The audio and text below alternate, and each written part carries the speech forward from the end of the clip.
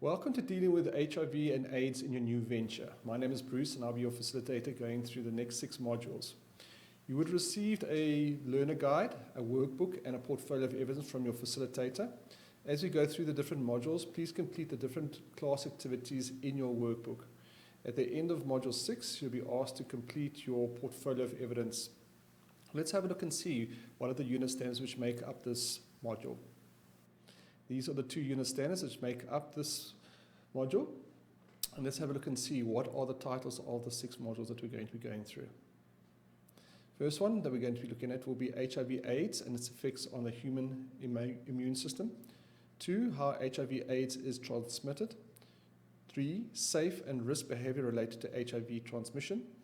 4, supporting workers with HIV/AIDS. 5, the implications of HIV/AIDS and pandemic.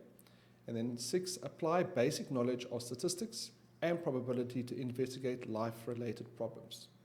So let's look at the first module which we're going to be looking at today, which is HIV/AIDS and its effects on the human immune system.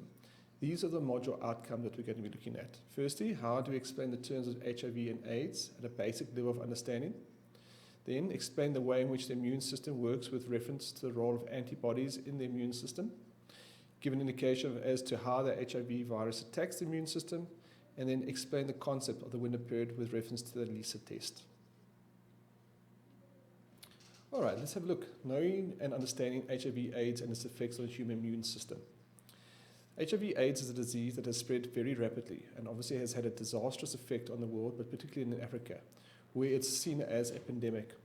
South Africa has the 5th highest prevalence of HIV in the world, with 21.5% of the population estimated to be infected.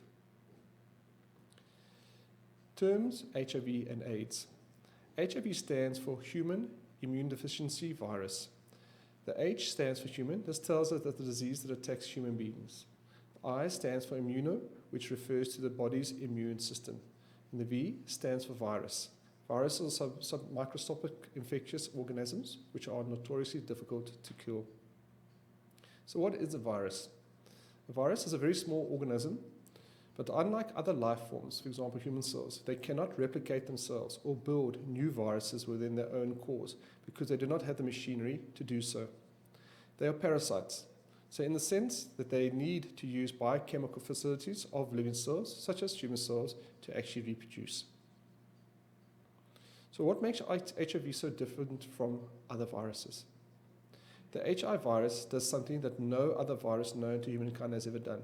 It directly attacks and hijacks the most important immune systems in our bodies, namely the CD4 cells, or the T helper cells, and uses them to reproduce or to make more viruses. HIV attacks and gradually destroys the immune system, which protects the body against infections. AIDS. AIDS stands for Acquired Immune Deficiency Syndrome. The A stands for acquired, which is a fancy word for gained or obtained, with the implication that you acquired it from someone else. The I is for immune and is connected with the next letter, which is deficiency, D for deficiency, or a lack or a shortage. And the S is for syndrome, which refers to a collection or group of diseases and symptoms or signs of those diseases. The acquired immune deficiency syndrome is caused by infection with human immunodeficiency virus. The way in which the immune system works. Your immune system is obviously very important as it protects and defends the body against germs and diseases. It also heals the body after injury or sickness. One way of measuring how strong your immune system is by doing CD4 blood test. CD4 cells are part of your immune system. When your CD4 count is high, your immune system is strong and you are healthy. So what is the CD4 cell count? The CD4 cells are important because they are the managers of our immune systems.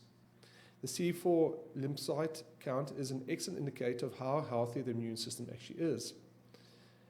The CD4 cell count is indicated in cells per cubic millimeter, and it is measured by taking a blood sample. The normal number of CD4 cells varies from individual to individual, but is usually between 800 and 1,500. The CD4 values below 500 cells per cubic millimeter are usually an indication of immune suppression and vulnerability to opportunist infections. So how does the HIV virus attack the immune system?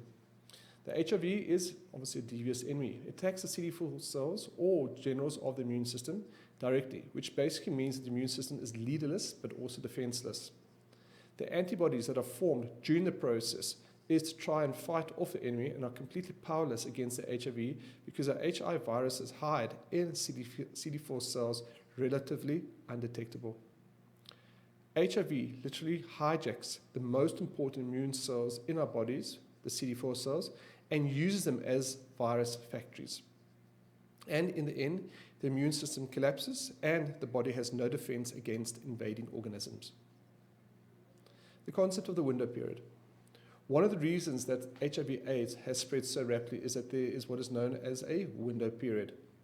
This is a period of time during which the patient is infected with the HIV virus, but the blood tests show the patient as seronegative or not infected with the virus.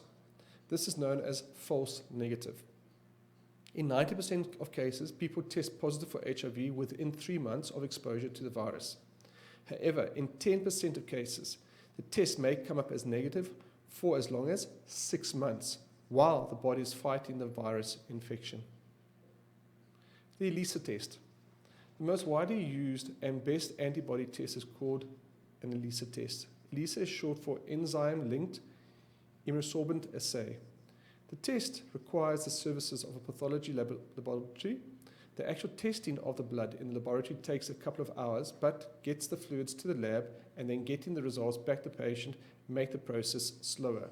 In spite of this, it is also not foolproof either.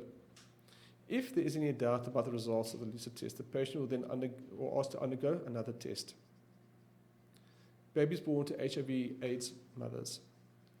An HIV-positive woman can pass on the HIV virus to her baby while she is pregnant, during labor and delivery, or while breastfeeding.